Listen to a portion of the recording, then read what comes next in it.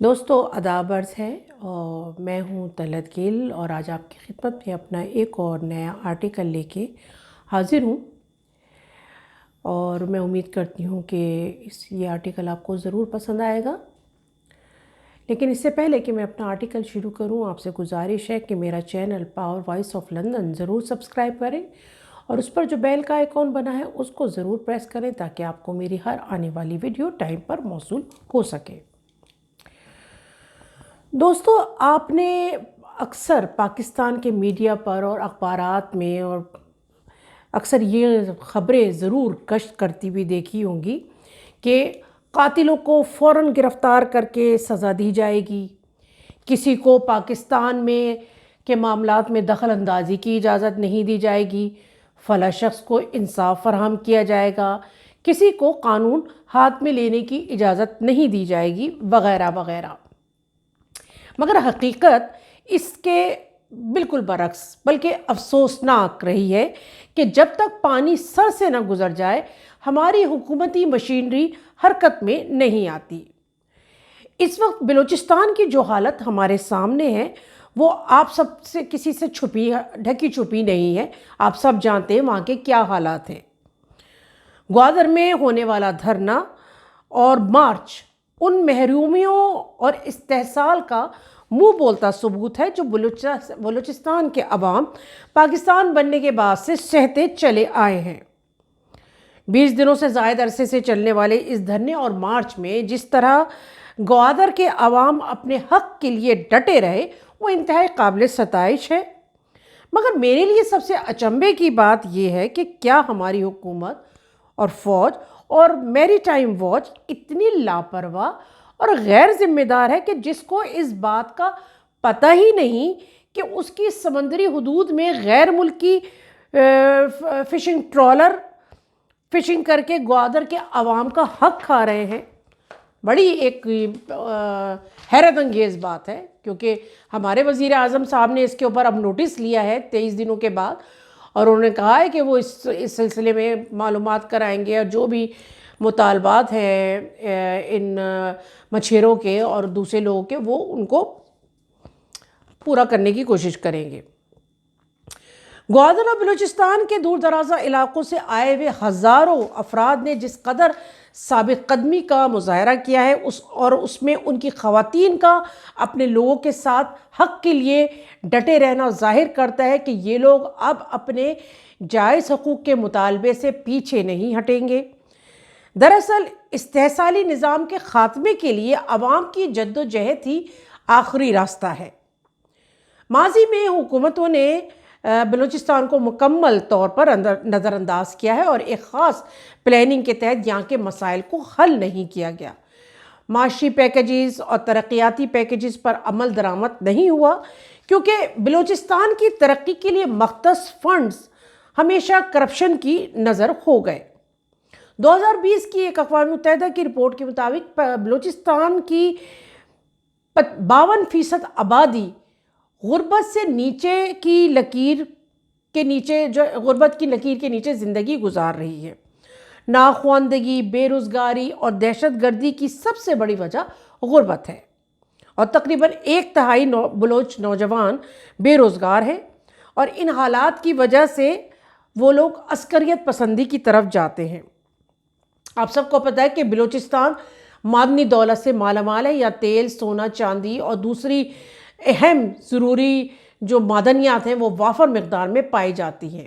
مگر افسوس کہ بلوچستان میں جتنے وسائل ہیں ان کے مسائل بھی اتنے ہی گھمبیر ہیں۔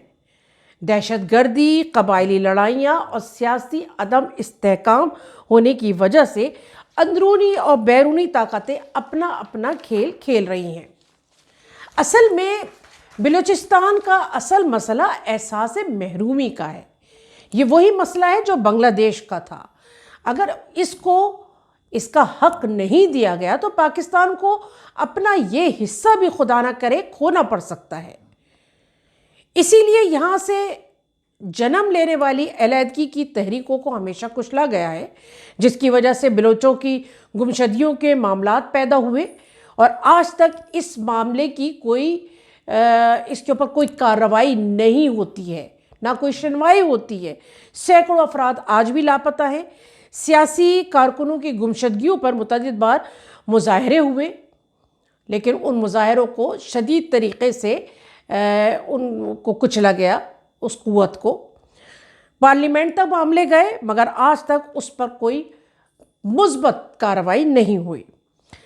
دراصل ہمارے معاشرے کی اکثریت کی نفسیات زمینداروں، قبائلی وڈیروں اور جاگیرداروں کی ہے، جس میں وہ اپنے سے کمتر سے اپنے کام کرواتے چلے آئے ہیں، بلکہ اس کے لیے دھونس،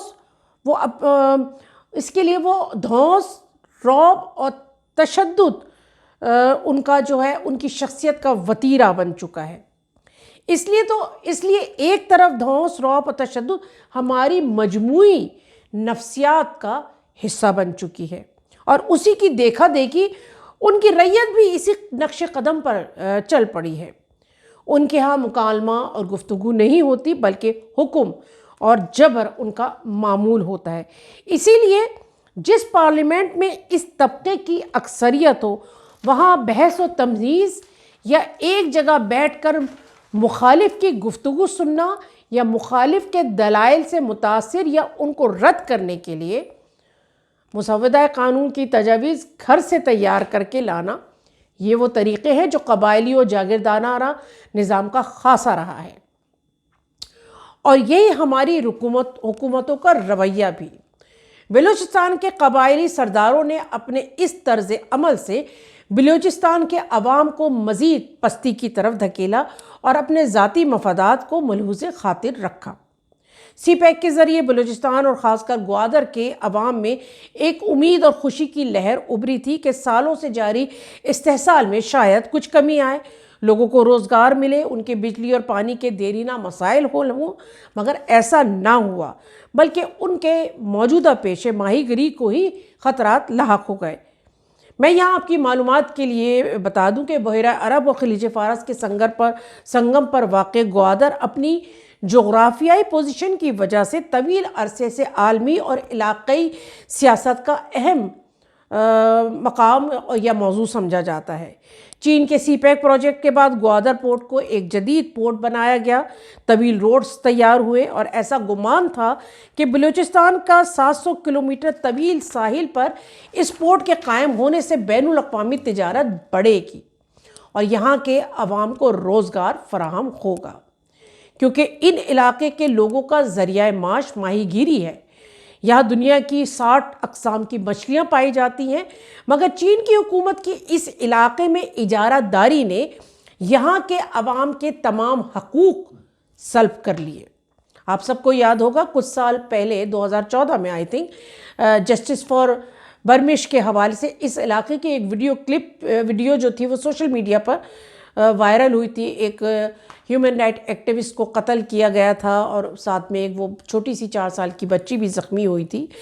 اس وقت لوگ صرف یہی جانتے تھے کہ یہاں سے سی پیک گزر رہا ہے، لیکن وہ اس بات سے قطعاً ناواقف تھے کہ گوادر ہو یا بلوچستان کے دوسرے علاقے، یہ زندہ لوگوں کے علاقے ہیں، جہاں بسنے والے لوگ بولتے بھی ہیں، چیختے بھی ہیں اور بوقت ضرورت اپنے حق کی خاطر سڑکوں پر نکل آتے ہیں۔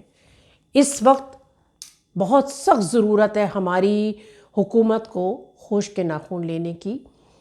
جس طرح سے مسلسل کئی سالوں سے ہم ہزارہ برادری کے ساتھ استحصال دیکھ رہے ہیں، ان کے مردوں کو جس طریقے سے قتل کیا جا رہا ہے، اور اس خاص برادری کے ساتھ بلوچستان میں جس طریقے کے ٹارگیٹڈ اٹیک ہوتے رہے ہیں، اور اس کے علاوہ جو بلوچ نوجوانوں کی گمشدگی کے معاملات ہیں، علیحدگی پسندوں کے جو معاملات ہیں، اس کے اوپر حکومت کو سیریسلی سوچنے کی ضرورت ہو۔ یہ نہ ہو کہ ہم اپنے ملک کا یہ خطہ بھی اپنے ہاتھ سے گنوا دیں۔ سوچئے۔ بہت شکریہ۔